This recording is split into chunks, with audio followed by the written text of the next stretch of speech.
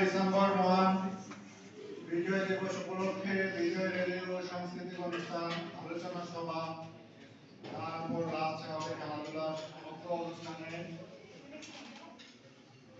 বেগম দিলরুস ওবায়দুল্লাহ কারিগরি ইনস্টিটিউট কর্তৃক আয়োজিত আজকের এই অনুষ্ঠানে উপস্থিত অত্র প্রতিষ্ঠানের সিনিয়র শিক্ষক, ট্রেড ইন্সট্রাক্টরগণ, আমার সহকর্মীবৃন্দ এবং আমার প্রাণপ্রিয় শিক্ষার্থী সবাইকে জানাই রক্তিম শুভেচ্ছা ও অভিনন্দন। আজকের এই বিজয় দিবস অনুষ্ঠানে আমরা সকাল থেকে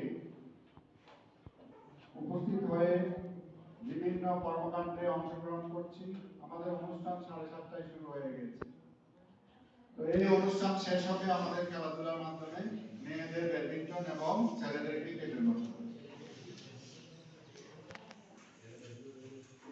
আজকে প্রিন্সিপাল স্যারের সাথে আমার কথা হয়েছে এবং সভাপতি মহোদয়কে সমন্বয় করে আমরা ওনার সরাসরি কথা শুনতে পেরেছি। প্রিন্সিপাল মহোদয় আরেকটি অনুষ্ঠান নিয়ে থাকার কারণে আমাদের সাথে সরাসরি কথা বলতে পারেনি।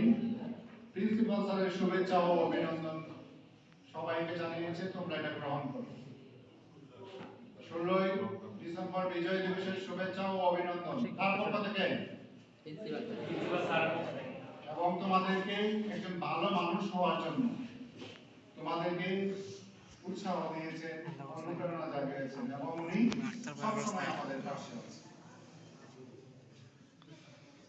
আজকে এই মহান বিজয় দিবস উপলক্ষে যদি তোমরা বুঝতা যে আমাদের বিজয়ের আনন্দ, তার সংগ্রাম, পৃথিবীর 152টি দেশের উপরে দেশ এই বিজয় দিবস উদযাপন করে বাঙালি কমিউনিটি। তোমরা চিন্তা করতে পারবে না অস্ট্রেলিয়ার মতো দেশ, কানাডার মতো দেশ, আমেরিকার মতো দেশে আজকে এই দিনে বিজয় দিবস উদযাপন করা হয়। বিভিন্ন কমিউনিটি আছে সেই কমিউনিটির মাধ্যমে। আর আমাদের সৌভাগ্য যে আমরা বাংলাদেশে আছি, বাংলাদেশের কর্মক্ষেত্রে আছি এবং বাংলাদেশের সকল কিছুর হৃদয় স্পন্দন আমরা কি করতে পারছি, শুনতে পাচ্ছি। আজকে এটা আমার সৌভাগ্য যে আমরা 16ই ডিসেম্বর কথা বলতে পারছি। এখানে আমি নাও থাকতে পারতাম, আমি অন্য একটা চাকরিতে থাকতে পারতাম, তখন কিন্তু আমি এই বিজয় দিবসের সম্পর্কে আমি কথা বলতে পারতাম। হয়তোবা আমি অনেক টাকা ইনকাম করতে পারতাম, কিন্তু আজকে এই বিজয়ের আনন্দ, এই বিজয়ের স্মৃতি, এই বিজয়ের মুক্তিযোদ্ধার মাধ্যমে আজকে আমরা যে কথা শুনলাম, একজন মুক্তিযোদ্ধার যে চেতনা, মুক্তিযুদ্ধের যে স্বপ্ন, মুক্তিযোদ্ধা যারা করেছে তারা তোমাদেরকে আমাদেরকে দেখলে হাসে যে আজকে মুক্তিযুদ্ধ করেছিলাম এই জন্য তাদের বুকের রক্ত দিয়ে এই দেশটিকে করেছে তামাশা করার জন্য, এই দেশটি সুন্দর করার জন্য তারা স্বপ্ন, তারা যতদিন বেঁচে আছে এখনো তারা যুদ্ধ করতে পারত। দুর্নীতির বিরুদ্ধে, চাপাবাজদের বিরুদ্ধে এবং দুষ্ট রাজনীতির বিরুদ্ধে আমাদের সব সময় সজাগ থাকতে হবে। একজন নাগরিক হিসাবে তুমি তোমার বাবাকে, তুমি তোমার ভাইকে, তুমি তোমার চাচাকে, তুমি নিজেকে চেঞ্জ করতে পারো। আগামী দিনে তোমার বাবা যদি দুর্নীতিবাজ হয়, তুমি যদি জানতে পারো, আমরা যদি নাও বলতে পারি, তুমি নিজে বলতে পারো। একজন সন্তান হিসাবে এই দেশটিকে করার দায়িত্ব সবার। সুতরাং তোমরা যা করতে পারো আমরা তা করতে পারি। তাই তোমাদের সমন্বিত প্রচেষ্টায় এই সোনার বাংলা, স্মার্ট বাংলাদেশ হবে, আরো দূরে এগিয়ে যাবে সেই প্রত্যাশা করছি। অনেকগুলো কথার মধ্যে আমাদের যে ক্রিকেট খেলার সুশৃঙ্খলভাবে টুর্নামেন্ট হয়েছে, সকল শিক্ষকের সহযোগিতায় একটা সুশৃঙ্খল পরিবেশে আমরা নিয়ে যাওয়ার চেষ্টা করেছি এবং আজকের খেলায় আমরা সকল শিক্ষক উপস্থিত থেকে এই খেলাটি উপভোগ করব এবং ছাত্রদের মাধ্যমে এই খেলাটি সমাপ্ত হবে। আজকে আমরা কোনো শিক্ষক অংশগ্রহণ করব না, আজকে ছাত্রছাত্রীর মাধ্যমে এই অনুষ্ঠানটাকে সুন্দর সুফলভাবে করবো। কারণ শিক্ষকরা খেলাধুলা করলে আমরা হয়তো তোমাদেরকে দিকে নজর রাখতে পারি। অনেকগুলো বিষয় এখানে আছে, কৃতজ্ঞতা স্বীকার করে নেই যারা এই স্টেজ থেকে সাজালো, যারা এই চেয়ারগুলোকে আনলো, এই সুন্দরভাবে সাজানোর জন্য যাদেরকে আমি বলেছিলাম যারা বাড়ির কাছে তাদেরকে একটু বলা হয় প্রতিবারই। তো এই তিনজনকে আবার দাঁড়িয়ে একটু করতালি দেওয়ার জন্য সবাইকে এই জন্য তোমাদেরকে অনেক কষ্ট দেই। আবার ইনশাআল্লাহ তোমরা এই স্কুল থেকে আরো বেশি ফলাফল আমাদের কাছ থেকে পাবে। একটা সুন্দর পরিবেশ উপহার দিয়েছো। তোমাদের এই স্কুলের পক্ষ থেকে সবার পক্ষ থেকে তোমাদেরকে শুভেচ্ছা অভিনন্দন জানাই। এই জাতিকে স্বপ্ন দেখাবার জন্য শিক্ষকরা বেদম হয়েছে। এই জাতিকে সুন্দর দিক নির্দেশনা দেখানোর জন্য আমাদের লিডার প্রয়োজন। এই লিডার হচ্ছেন শিক্ষক। আক্তার স্যার খুব সুন্দর একটা কথা বলেছেন যে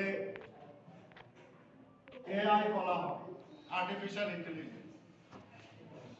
আমাদের যে পরবর্তী প্রজন্ম, ফোর্থ রেভলিউশন যেটাকে বলে, এই শিল্প বিপ্লব বারবার আমাদের আসছে, এখন হবে টেকনোলজির বিপ্লব, যেটার সাথে আমরা টিকে থাকতে পারি কিনা সন্দেহ আছে। যারা তোমরা ইয়াং আছো,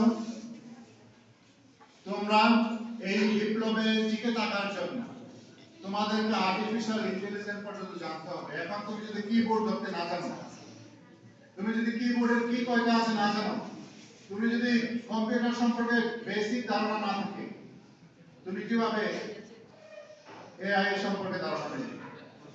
তোমাদের প্রযুক্তি সম্পর্কে প্রাথমিক ধারণা এই স্কুল থেকে দেওয়া হচ্ছে না? এই জ্ঞানকে কাজে লাগিয়ে তোমরা আরো বিশাল আকারে সামনের দিকে এগিয়ে যাবে এবং তোমাদের বেতন কত হবে, কি চাকরি হবে, কি পদবি হবে আমরা এখন জানি।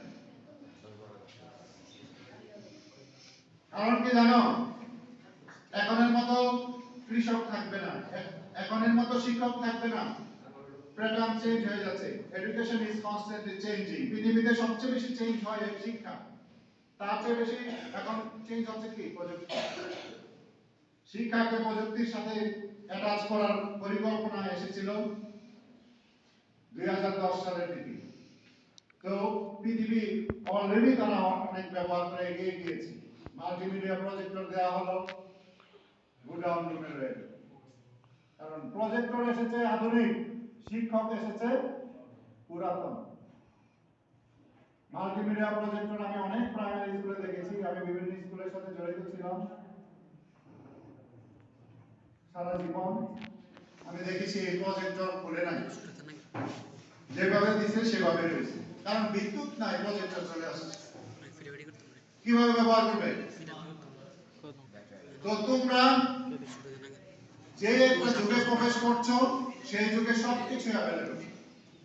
তোমরা বিশ্বাস করো কি করো না, আমরা যে শিক্ষা দেই তার চেয়ে ভালো কন্টেন্ট ফেসবুকে এবং ইউটিউবে রয়েছে, কিন্তু স্কুলে কেন আসছো? স্কুলে কেন আসছো এটারও দরকার আছে। তোমরা যদি জানো মোবাইলটা ব্যবহার করা, তাহলে তোমাদের বইও লাগে না। তবে এই হাই স্কুল লেভেলে কিছু বাধ্যবাধকতা আছে, তার জন্য এখনো আমরা সেখানে সিস্টেম চালাচ্ছি, কিন্তু একটা পর্যায়ে আসবে তুমি কলম আর খাতা নিয়ে আসবে, এটারও প্রয়োজন হবে না। একটি ট্যাব থাকবে তোমার কাছে, এখানে তুমি ব্যবহার করবে, কিন্তু এটা হচ্ছে আমাদের বেশি সময় লাগবে। সুতরাং সামনে যে চেঞ্জ আসবে, এটি তোমরা যা পাচ্ছ, তোমাদের ছেলে মেয়েরা, তার পরবর্তী প্রজন্ম তা জাদুঘরে তোমরা রাখলে পাবে না, আর পাবে না। কারণ এমনি এতগুলো বই নিয়ে আসা। আর আমাদের সময়, আমি যখন 2006 সালে এসএসসি পরীক্ষা দেই, 1994 সালের বই পড়েছি। We were capable enough to read, but we cannot, because our system was so fragmented.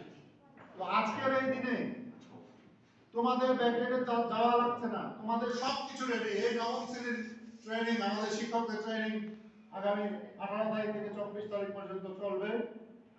তো এই ট্রেনিং এ সকল শিক্ষক অংশগ্রহণ করবে এবং নতুন প্রযুক্তি যে আসতেছে, নতুন যে কারিকুলাম আসছে সেটার সাথে কোপ করার জন্য আমাদেরকেও একটু ব্যাক দিতে হচ্ছে, ঠিক না? তো তোমরা আজকের এই খেলাগুলো উপভোগ করবে এবং আগামী দিন দশম শ্রেণীর কোচিং এ সবাই যথারীতি উপস্থিত হবে। আমাদের কথা আছে এবং কালকে একটা নোটিশ হবে ইনশাআল্লাহ, তোমরা এটা নিয়ে যাবা। তো আজকের এই অনুষ্ঠানে যারা অক্লান্ত পরিশ্রম করে সাজাইরা সবাইকে শুভেচ্ছা। এবং শাহিন স্যার অক্লান্ত পরিশ্রম করে উপস্থাপনা করে যায়। এখানে দাঁড়িয়ে দাঁড়িয়ে উপস্থাপনা করা হয়তো সহজ নয়, যে কোনো কাজে একটু শ্রমসাধ্য ব্যাপার। কোনো কাজই ঘুম থেকে উঠেছ, এটা একটা শ্রমের ব্যাপার আছে, পরিকল্পনার ব্যাপার আছে। তো সবাইকে শুভেচ্ছা জানিয়ে এখন আমি একটু কাউন্ট করবো কয়জন উপস্থিত